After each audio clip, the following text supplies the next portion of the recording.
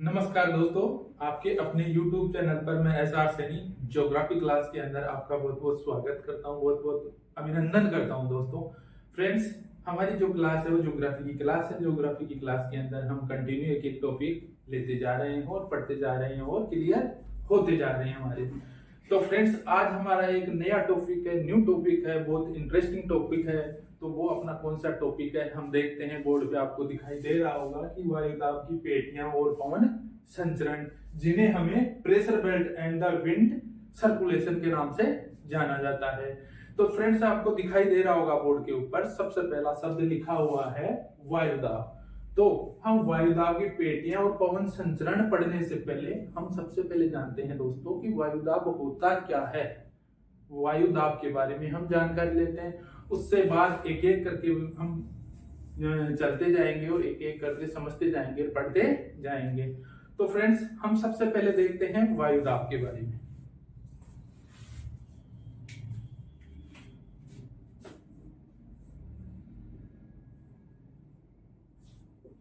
वायुदाब, वायुदाब होता क्या है। तो फ्रेंड्स, हम वायुदाब को एक डायग्राम के हिसाब से समझते हैं तो हमारे को समझने में इजी रहेगा।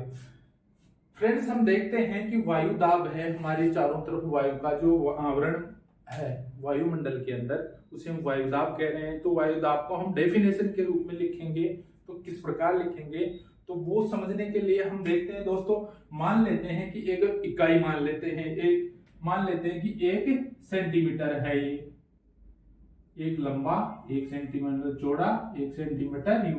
तो 1 सेंटीमीटर के अंदर प्रति इकाई, ये एक इकाई हो गई दोस्तों, कि एक इकाई हो गई। ये 1 सेमी के अंदर हमने ये बॉक्स ले लिया, ये क्षेत्रफल ले लिया, तो एक प्रति इकाई होगी।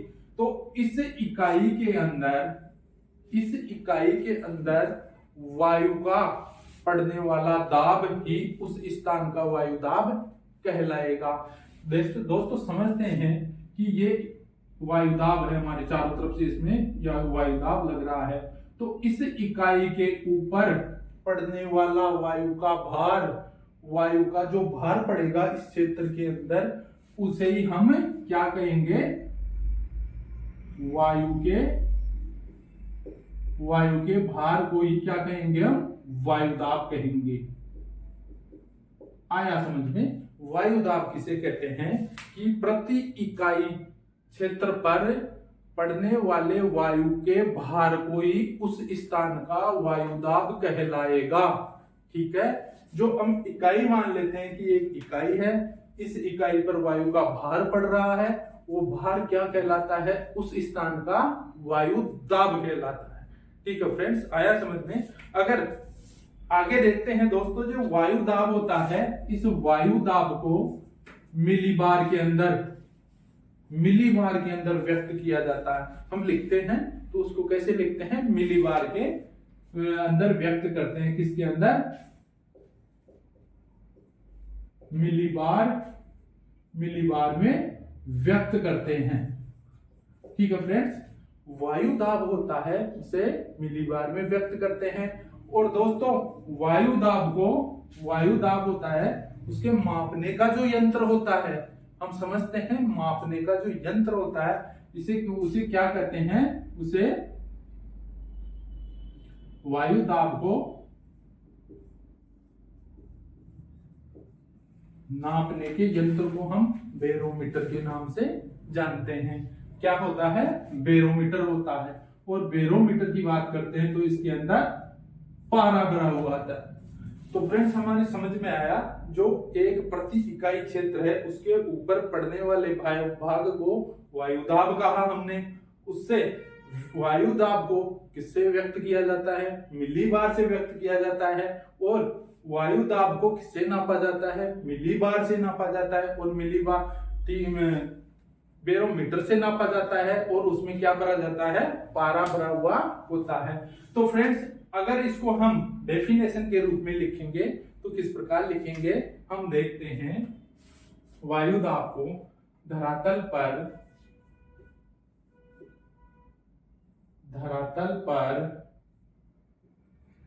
प्रति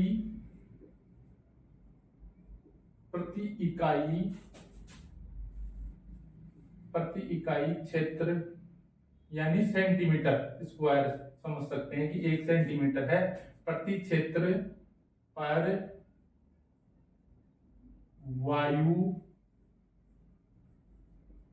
वायु भार को उस स्थान का वायुदाब कहा जाता है। ठीक है, हमने यही समझा। आगे देखते हैं हम दोस्तों। हमने देखा कि वायुदाब को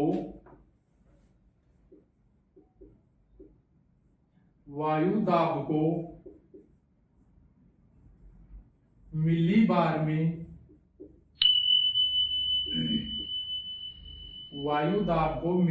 में व्यक्त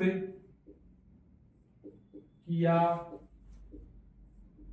जाता है। ठीक है, हमने यही देखा। इससे आगे का अगर पॉइंट बनाएंगे तो आगे का पॉइंट हम बनाते हैं वायुदाब को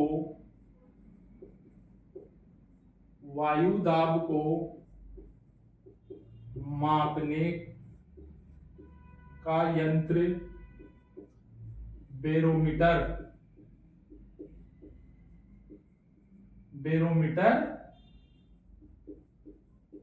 होता है, जिसमें क्या भरा हुआ होता है, जिसमें पारा भरा हुआ होता है। ठीक है फ्रेंड्स, हमने यही देखा कि वो जो वायुदाब होता है इसमें बैरोमीटर से नापा जाता है और बैरोमीटर में पारा भरा हुआ होता है। ठीक है फ्रेंड्स, यहां तक समझ में आ गया। आगे चलते हैं हम दोस्तों। वायुदाब होता है तो ये वायुदाब अलग अलग स्थानों पे अलग अलग होता है। जैसे मान लेते हैं कि अपना जयपुर है, जोधपुर है, दिल्ली है, इलाहाबाद है, कोई भी स्थान मान लेते हैं तो अलग अलग जगह वायु का प्रेशर अलग अलग होगा। तो फ्रेंड्स हम समझते हैं अगर अलग अलग होगा तो समान कहीं पर भी कोई भी 2 स्थान मान लेते हैं, 2 से अधिक स्थान मान लेते हैं, तो उन स्थानों पर अगर वायुदाब समान रहता है तो उस वायुदाब को मिलाने वाली काल्पनिक रेखाओं को हम समवायुदाब रेखाएं के नाम से जानते हैं। तो हम समझते हैं दोस्तों, मान लेते हैं कि ये आपका जयपुर है और यहां से मान लेते हैं ये आपका दिल्ली है। समझने के लिए ये मान लेते हैं दोस्तों, जयपुर का भी वायुदाब उतना ही है जितना दिल्ली का है। तो 2 स्थानों को या 2 से अधिक स्थानों को मिलाने वाली काल्पनिक रेखाएं क्या कहलाती है? समदाब रेखाओं के नाम से जानते हैं दोस्तों। ठीक है, तो 2 स्थानों को मिलाने वाली काल्पनिक रेखाएं समान दाब वाली रेखाओं के नाम से जाना जाता है। ठीक है, आया समझ में? इनको हम क्या कहेंगे? समदाब रेखा कहेंगे। आइसोबार रेखा 2 स्थानों को मिलाने वाली काल्पनिक रेखा समदाब रेखाएं कहलाएंगी। बशर्ते वहां क्या होना चाहिए? दाब समान होना चाहिए। तो हम इसको डेफिनेशन में लिखते हैं, तो लिखते हैं कि धरातल पर समान दाब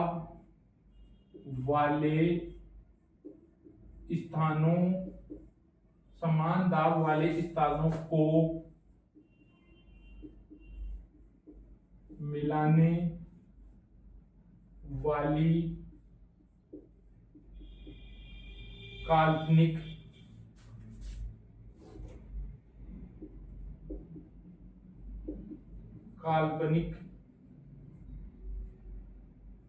रेखाएं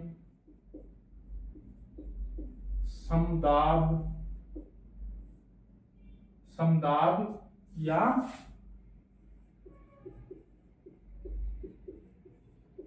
आइसोबार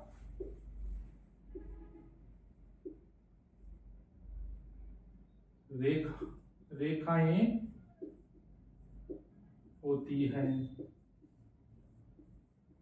ठीक है फ्रेंड्स, हमने देखा कि दो स्थानों को मिलाने वाली समदाब रेखाएं आइसोबार या समान दाब वाली रेखाएं कहलाती है।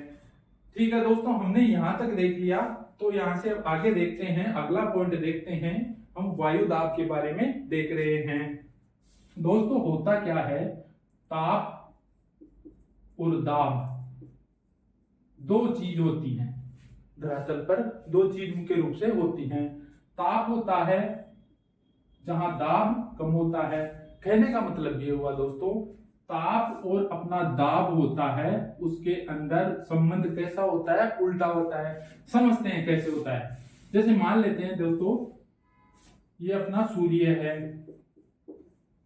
है और ये मान लेते हैं ये 0 डिग्री रेखा है, यानी भूमध्य रेखा है। तो इसके ऊपर सूर्य की रेखाएं कहाँ होती है, सीधी चमकती है, सीधी पड़ती है। तो यहाँ पर क्या होगा, तापमान अधिक होगा। तापमान अधिक होगा तो क्या होगा, वायु का क्या होगा, वहां गर्म हो जाएगी। गर्म होने के बाद वो हल्की होगी और हल्की होने के बाद ऊपर जाएगी और वो कहाँ चली जाएगी, जहां तापमान कम होगा उस जगह ये वापस उतर जाएगी। तो यहाँ तापमान क्या है, अधिक है, तो दाब क्या हुआ, कम हुआ। तो ये कहने का मतलब ये हुआ, जहां तापमान अधिक होता है वहां दाब कम होता है, और जहां दाब कम होता है वहां तापमान अधिक होता है। तो ताप और दाब का उल्टा संबंध पाया जाता है फ्रेंड्स। तो इसको हम डेफिनेशन में लिखेंगे, हम पॉइंट बना के लिखेंगे कि तापमान एवं वायु दाब में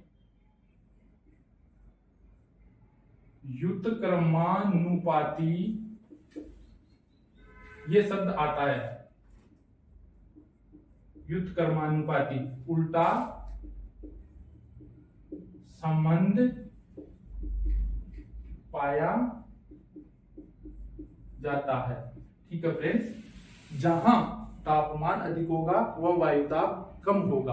ठीक है, जहां हाई प्रेशर होगा वह तापमान क्या होगा, हाई प्रेशर में तापमान कम होगा। ठीक है, ये चीज समझ में आ रही है। ताप और दाब में उल्टा संबंध होता है। ठीक है, आगे चलते हैं हम दोस्तों। ये वायु दाब की बात हो गई, उसके बाद की बात करते हैं फ्रेंड्स। तो वायु दाब के अंदर एक आता है तीक्ष्णता।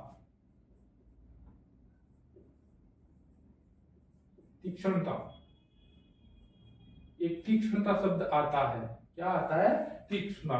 तो वायु दाब के अंदर तीक्ष्णता शब्द आता है, उसका अर्थ क्या होता है समझते हैं। जो वायु दाब होता है, तो वायु दाब के अंदर मान लेते हैं कि ये अपना वायु दाब है, तो वायु दाब का अधिक प्रेशर हो जाना, तो वायु दाब अधिक प्रेशर हो जाता है। तो अधिक प्रेशर होता है, उसके अंदर तीन चीज काम करती हैं, वायु की गति, मात्रा, दिशा होती है। इसे हम दाब प्रवणता के नाम से भी जानते हैं। तीक्ष्णता कह दो या दाब प्रवणता कह दो, ये दोनों शब्द आते हैं दोस्तों। तो दाब प्रवणता होती है, उसके अंदर वायु के अंदर तीन चीजें मुख्य रूप से होती है, गति, मात्रा एवं दिशा। ये तीनों चीजें इसके अंदर मुख्य रूप से होती है। ठीक है, हमने देखा दाब प्रवणता के बारे में, यानी तीक्ष्णता के बारे में। दाब प्रवणता क्या होती है, वायु के अंदर तीक्ष्णता, उसके अंदर गति, उसके अंदर और क्या, गति, मात्रा और दिशा। तो ये तीनों चीज किस पर डिपेंड करती है, ये वायु प्रवणता के ऊपर डिपेंड करती है, यानी तीक्ष्णता पर, वायु की तीक्ष्णता पर डिपेंड करती है कि वायु हम लिखते हैं तो किस प्रकार लिखेंगे, इसको देखते हैं। यहां पर देख रहे हैं दोस्तों, वायु दाब में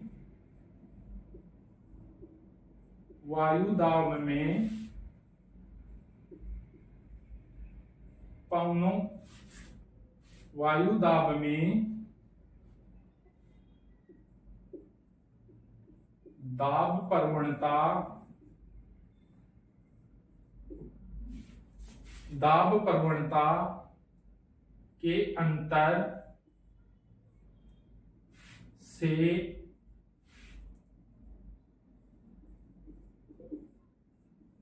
पवनों की गति, मात्रा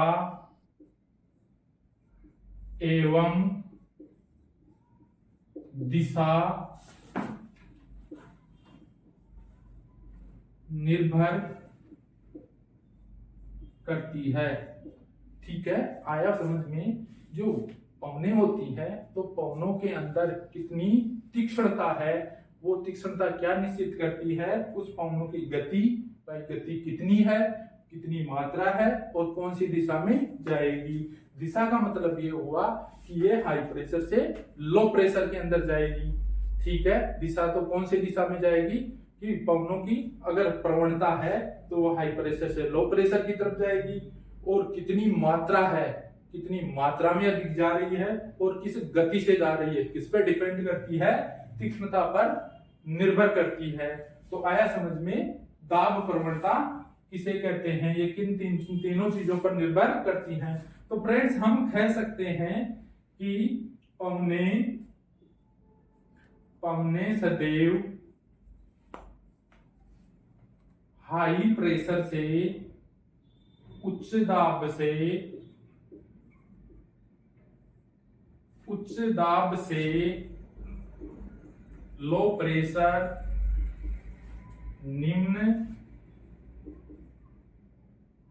निम्न दाब की ओर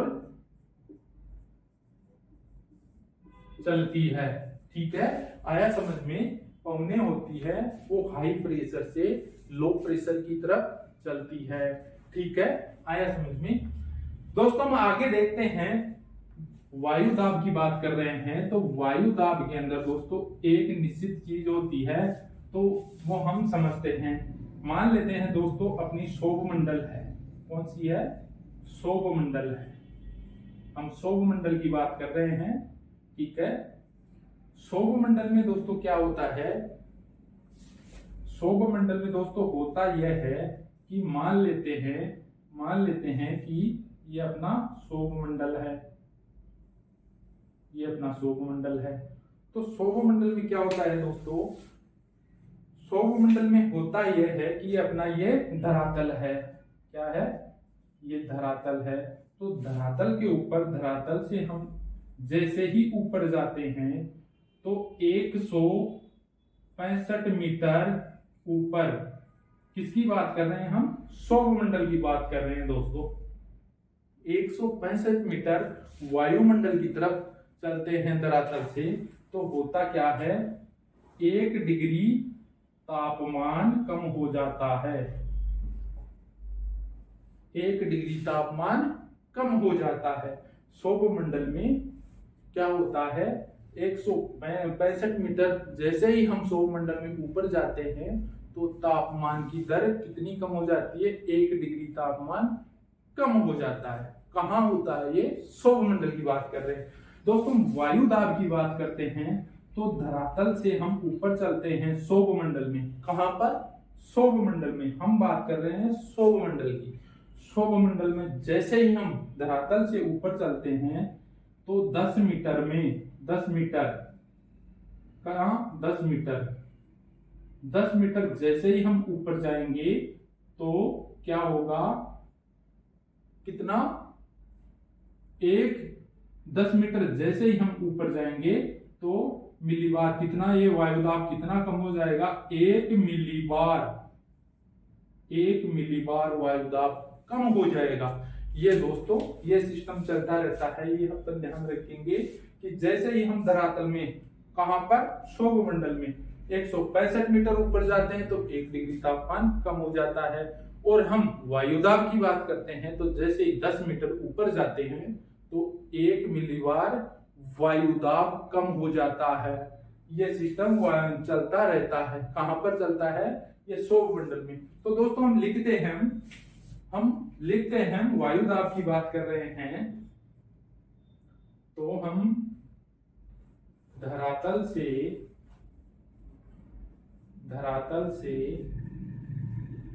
सौर मंडल में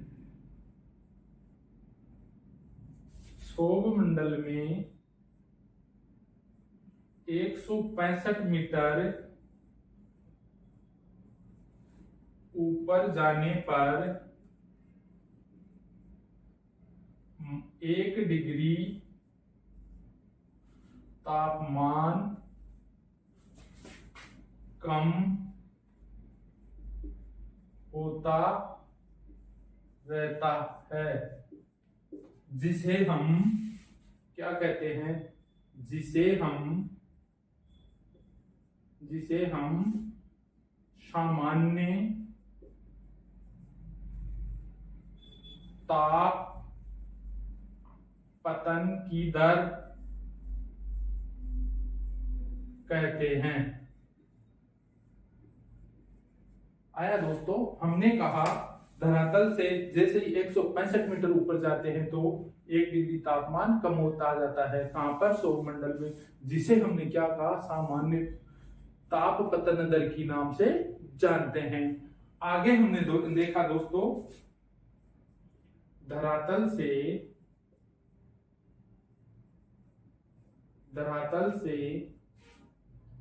सौर मंडल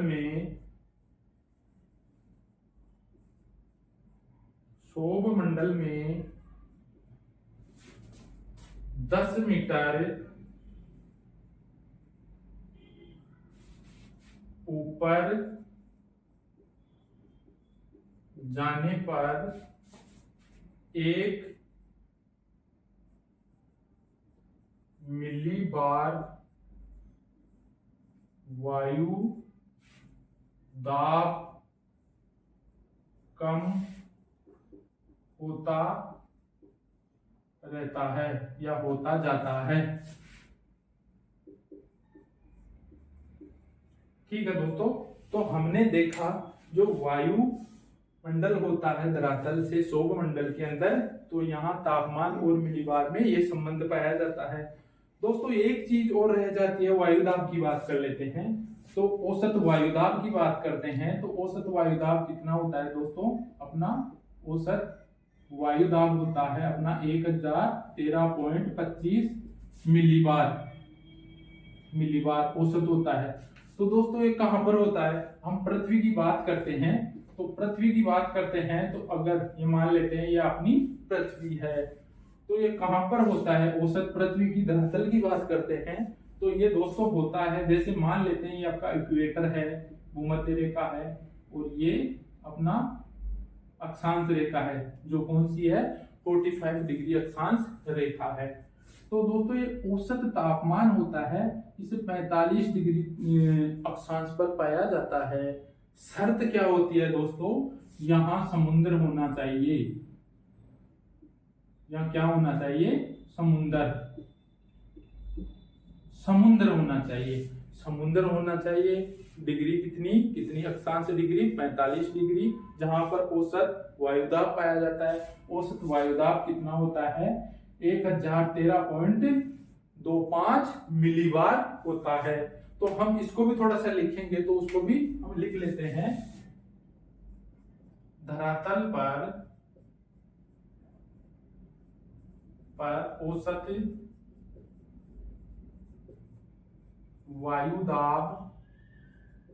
वायुदाब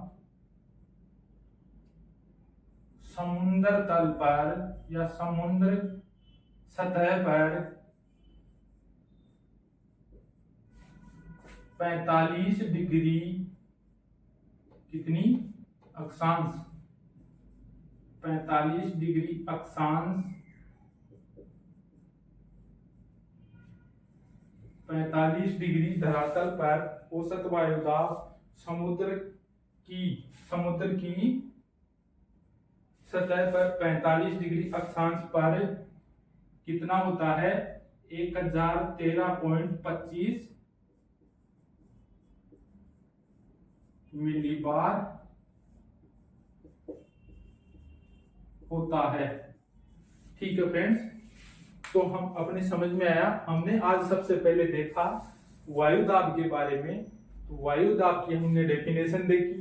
ठीक है, उसके बाद में हमने वायुदाब मिलीबार में व्यक्त किया जाता है, बैरोमीटर से उसको नापा जाता है, और वायुदाब और तापमान में किस प्रकार संबंध होता है, उल्टा होता है, वो चीजें हमने देखी। उसके बाद में दाब प्रवणता के बारे में देखा कि वायुदाब के अंदर दाब प्रवणता किन 3 चीजों पे डिपेंड करती है कि गति, मात्रा और दिशा दाब प्रवणता पर निर्भर करती है। उसके बाद में हमने देखा कि वायुमंडल के अंदर 165 मीटर जाने के बाद पर 1 डिग्री तापमान कम हो जाता है, और 10 मीटर जाने के बाद एक